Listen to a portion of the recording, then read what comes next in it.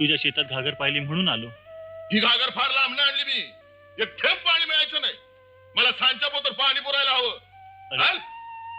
शिमेत कुठला? ही ही विहीर दिसते ती. विहीर ना आहे की. रगड पाणी आहे. जबी पाहिलंस 12 माय कोरडी वाजोटी. नाही, आई कधीच वानझोटी नसते. हे धरणी माते, 7 समुद्राने तुला वेढलंय. तुझ्या पोटात देखील अपरंपार नीर साठलंय. मग माणसाच्या मुखात पाण्याचा थेंब का नको? वैशाख वणवा पेटलाय.